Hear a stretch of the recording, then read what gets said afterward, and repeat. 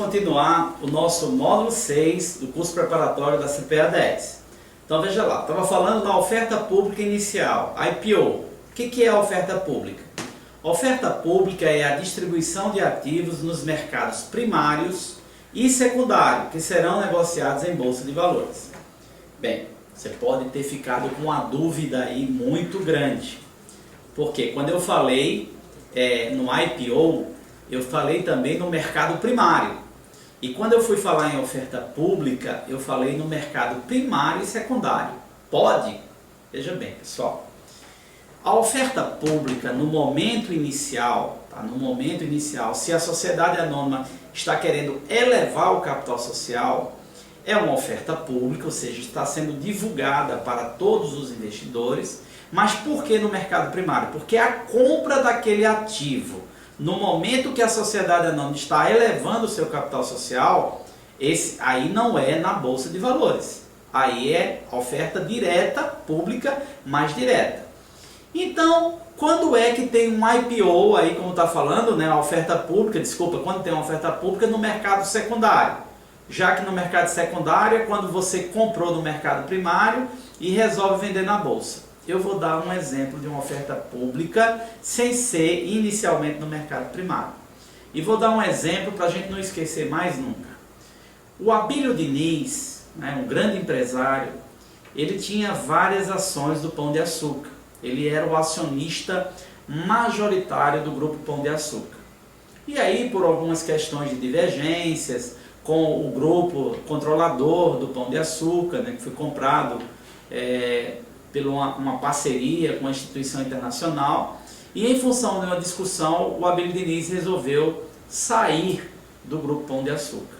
Mas ele tinha um volume enorme de ações no nome dele. Ele era acionista majoritário. E aí, a saída do grupo Pão de Açúcar foi fazer uma oferta pública, ou seja, para todos os investidores, neste caso aí na bolsa, para que fosse adquirida. O Abílio Diniz deu a oferta de venda e essas ações foram compradas na bolsa de valores pelos novos investidores que tinham interesse.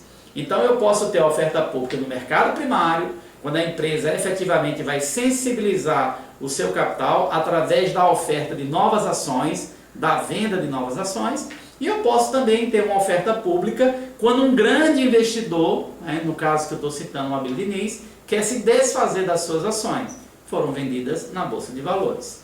Quando uma empresa realiza essa distribuição pela primeira vez, eu já expliquei, ela é chamada de oferta pública inicial, o IPO. Neste caso, dizemos que a companhia abriu seu capital em bolsa. Isso já foi explicado por nós quando a gente estava explicando sociedades anônimas abertas e sociedades anônimas fechadas.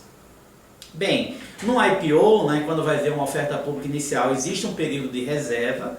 Normalmente a instituição ela dá um prazo, dá um intervalo de tempo para que você se manifeste se tem interesse ou não. Eles vão ali procurar dizer mais ou menos de quanto vai ser o valor dessa oferta pública e os investidores fazem o seu período de reserva.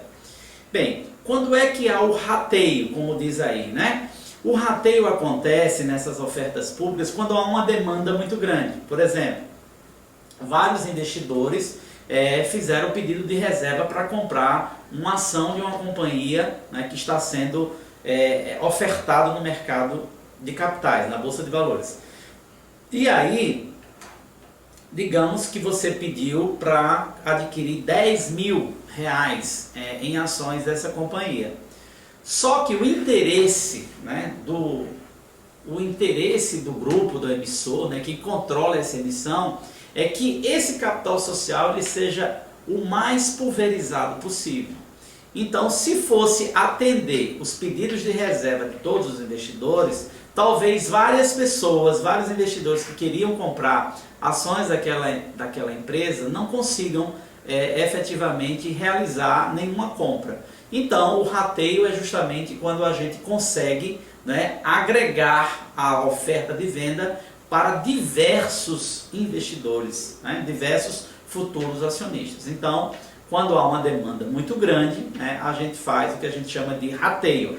Olha aí, dependendo da demanda, pode acontecer que os pedidos de reserva sejam superiores à quantidade de ações ofertadas, para os investidores pessoa física. Normalmente, 10% da oferta é destinada a esse público, as pessoas físicas. E os demais? Os demais é o que a gente chama de investidores institucionais. Então, no caso do rateio, a companhia emissora pode fazer um rateio proporcional, ou seja, reduzir proporcionalmente aos pedidos iniciais a quantidade de ações solicitadas por um investidor individual. Então, 10 mil, vamos supor, eu compraria 1000 ações, de repente, em função do rateio, eu só vou comprar 500 ações e vou desembolsar um valor menor. Enfim, vai ser feito um rateio proporcional em função da demanda. Bem, o que é ordem limitada, né? Quando você vai fazer uma compra ou venda de uma determinada ação, e o que é a ordem limitada? O investidor delimita o limite de preço para que a ordem seja executada. Por exemplo, eu dou uma ordem de compra dizendo que quero comprar ações da Petrobras preferenciais, digamos, por R$ 5,50. Esse é o preço de compra que eu dei a minha ordem para a corretora. Então, a corretora efetivamente vai comprar essa ação que eu demandei pelo preço de R$ 5,50 ou um valor menor. Por que um valor menor? A corretora, a gente diz que ela é um agente fiduciário do investidor, ou seja, é um agente de confiança. Você mandou comprar o ativo por R$ 5,50, mas se ela puder comprar por R$ 5,49, por R$ 5,48, ela está beneficiando o investidor. Então, ela vai fazer isso para você. Ou outro exemplo, você disse que gostaria de vender uma ação que você tem e deu uma ordem de venda para vender por R$10. De repente, se a bolsa naquele determinado momento conseguir por 10 e 1 centavo a mais, ela vai fazer isso para você, ok? São prontamente enviadas para a bolsa e ficam na fila aguardando a execução. As suas ordens ficam guardadas, né, conforme a ordem chegar. Ordem a mercado é aquela que você não precifica o valor da ação. Você simplesmente diz o nome da ação, né, que você está querendo comprar ou vender, e o número de ações que você quer comprar e vender. E pelo mercado, porque você diz, eu quero comprar e vender essa ação conforme o valor de mercado atual. Olha a explicação. Na ordem a mercado, a ordem é executada ao preço ofertado pela contraparte da operação. Ou seja, como está comprando e vendendo a ação pelo valor de mercado. E o investidor não determina preço limite, é como eu já falei. Quando ele determina preço limite é na ordem limitada. Ordem a mercado é vender ou comprar pelo valor de mercado. Em uma operação de compra, a ordem é executada pelo preço do melhor vendedor, e em operação de venda, a ordem é executada pelo preço do melhor comprador. É como eu falei, a corretora ela sempre vai efetivar o negócio na forma que seja benéfico para o seu ofertante, seja ele comprador ou vendedor. Bem, o que é ganho de capital? A gente diz que há ganho de capital no mercado de capitais quando você compra um ativo, uma ação, né, por um valor, digamos R$10, e depois de um período você vende por 15. Essa diferença do valor de compra e da venda é o que a gente chama de ganho de capital. Acredito que a maioria dos investidores, né, não muito atualizados, né, com o mercado de capitais, acredita que o investidor só pode ganhar dinheiro em ação dessa forma, mas não é. A forma de diferença de valor, compra e venda, é o que a gente chama ganho de capital. Mas também existem os ganhos por dividendos, que nós já explicamos. O dividendo é quando a sociedade anônima ela tem lucro e, pela legislação, ela tem que distribuir esse lucro entre os seus acionistas. Então, além do ganho de capital, o investidor no mercado de capitais também pode ganhar recursos financeiros através da distribuição dos dividendos. Então, a distribuição dos lucros é o que caracteriza o que a gente chama de dividendos. Os dividendos podem ser relativos ao lucro, ao capital social ou a qualquer outro critério estabelecido no estatuto. Os dividendos devem obedecer a um percentual mínimo de 25% do lucro líquido ajustado. Isso está na lei das SAs, né, que no mínimo os dividendos devem ser distribuídos nessa proporção de 25% do lucro ajustado. Bem, caso não seja definido essa percentagem de 25% a ser distribuída, né, com os acionistas, a legislação estabelece a distribuição mínima de 50% do lucro líquido ajustado. Obviamente que nenhuma sociedade anônima vai esquecer de colocar essa distribuição mínima no seu estatuto de 25%. A questão das ordens preferenciais, né, ter direito a voto, eu já expliquei, que está no final desse slide, né, quando a companhia passa 3 anos executivos sem distribuir dividendos. Então, nesse caso, todas as ações passam a ter direito a voto. Não só as ordinárias, mas também como as preferenciais. Juros sobre capital próprio. Bem, as companhias abertas, elas também podem distribuir, né, digamos assim, uma receita para os acionistas, para os investidores, através de juros de capital próprio. E por que normalmente as SAs fazem juros de capital próprio? Elas distribuem, né, juros de capital próprio. Bem, nos dividendos, pessoal, quando nós, acionistas, recebemos a distribuição de lucros por dividendos, o dinheiro, né, por investidor entra na conta corrente e o investidor pode sacá-lo, pode utilizar esses dividendos, sem pagar nenhuma tributação. O recebimento de dividendos pelo acionista investidor é livre de imposto de renda. Por quê? Porque quem paga na distribuição de dividendos, quem paga o imposto de renda é a sociedade anônima, é a empresa emissora das ações. Só que a legislação permite que a sociedade anônima aberta, respeitando, né, esse limite de taxa dos juros de capital de longo prazo, a TJLP, uma parte do lucro pode ser distribuída por juros de capital próprio. E isso é muito importante para a sociedade anônima, porque o pagamento desses juros aos acionistas gera uma dedução no imposto de renda da empresa emissora. Então, nos juros de capital próprio, ele existe porque é um benefício legal, tá? É um benefício tributário, fiscal para a sociedade anônima. Então, ela paga essa remuneração de juros de capital próprio e é dedutível do imposto de renda dela, da sociedade anônima, esse valor pago. Já os acionistas, ao receberem os juros de capital próprio, depositados na sua conta, aí sim os acionistas são tributados na ordem de 15%. Vamos repetir. Na distribuição de dividendos, quem paga imposto de renda é a sociedade anônima. O investidor, ou seja, o acionista, ele recebe os dividendos livre de imposto. Ele não vai pagar imposto de renda. No juro de capital próprio, o pagamento é feito aos acionistas, a empresa deduz esse valor do seu imposto de renda e o investidor acionista, quando for retirar esses juros de capital próprio, ele paga o imposto de renda na ordem de 15%. Bonificação. Bem, pessoal, dentro lá do balanço das sociedades anônimas, na parte do patrimônio líquido, vocês sabem que no patrimônio líquido está lá dentro dele o capital social, as reservas, lucros a realizar, enfim, tem uma distribuição dentro do patrimônio líquido. Eu vou tentar dar um exemplo aqui. Vamos supor que lá no patrimônio líquido de uma sociedade anônima, tá, no patrimônio líquido, esteja assim, capital social.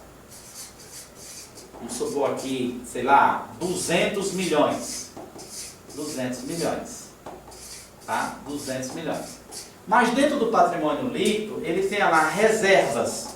Eu vou citar o nome de reservas que fica melhor. Veja bem, esse capital social de 200 milhões, ele está distribuído entre todos os acionistas, tá? Ele é dividido entre todos os acionistas, de forma que o valor da ação, uma ação multiplicado pelo número de acionistas, vai chegar nos 200 milhões.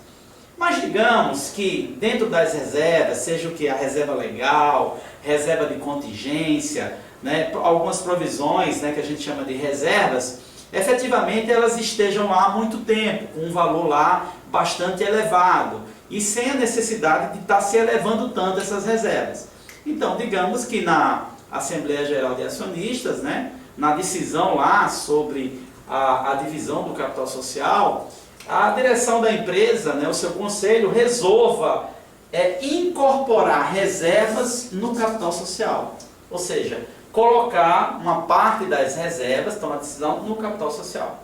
Bem, se isso acontecer, o capital social vai se elevar. Então a sociedade anônima vai pegar esse valor de aumento do capital social e vai distribuir em ações, não em dinheiro, em ações, para todos os acionistas que compõem o capital social dessa empresa. Porque se ela não fizer isso, o que a gente chama de bonificação vai ficar descasado.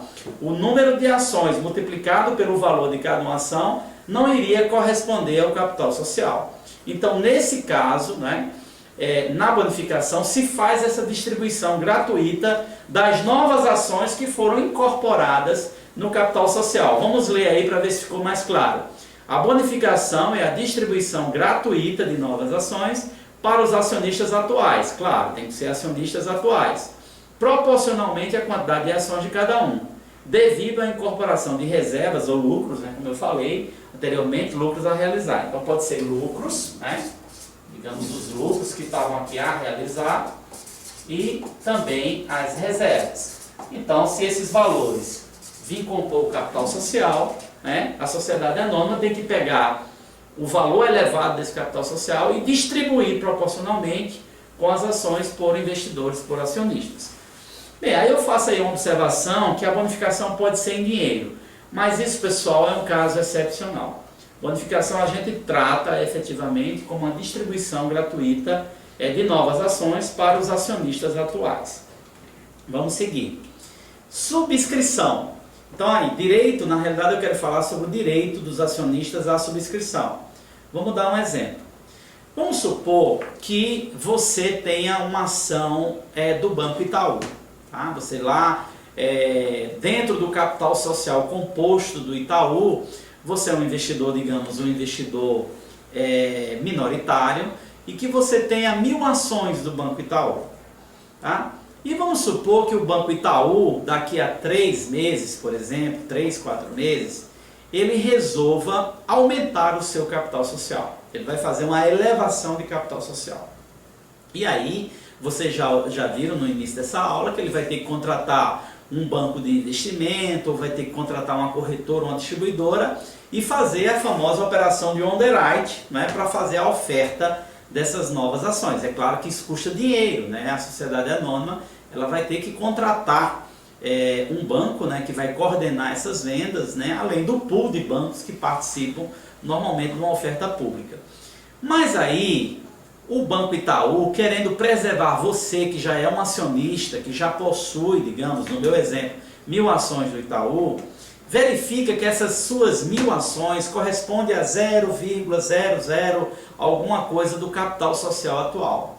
Então o Banco Itaú ele vai fazer uma oferta de subscrição para você, que a gente fala de direito de subscrição. Ele vai dizer o seguinte: olha, você atualmente, ele vai mandar uma correspondência dizendo que você tem um percentual tanto do capital social do Itaú, e que o Itaú vai perguntar a você se você não quer, em função de uma elevação do capital que vai acontecer, como eu falei, daqui a 90, 120 dias, se você não quer manter esse mesmo percentual que você tem hoje do capital social.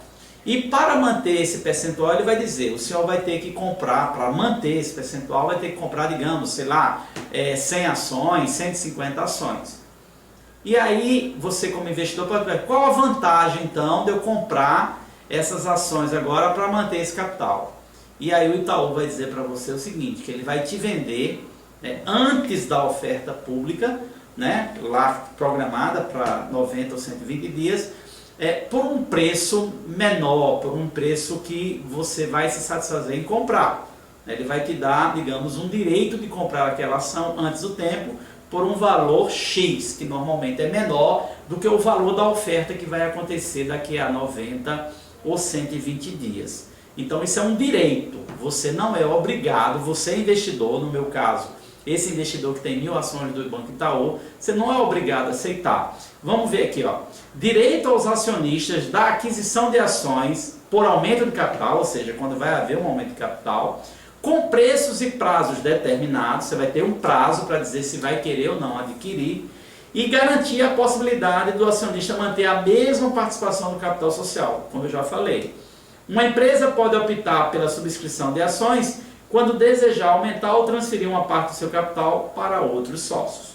E vejam bem que é muito vantajoso, não só para o investidor, né, como também para a empresa, porque você já pensou que se todos os investidores que têm ações de uma sociedade anônima resolverem aceitar o direito de subscrição, essa empresa não vai precisar efetivamente fazer a operação de underwrite e, consequentemente, ela vai ter menor custo. Então, repetindo, o direito de subscrição é o direito onde o acionista ele pode exercer em razão de um aumento de capital social da sociedade anônima que você detém ações, que vai ser realizado no momento futuro. Então é determinado um preço menor por um prazo especificado. Se efetivamente o acionista não se posicionar, aquele direito de subscrição ele vai cessar porque tem uma data limitada. E aí, no caso, ele só vai poder adquirir essas novas ações durante a oferta pública na nova emissão. Vamos seguir?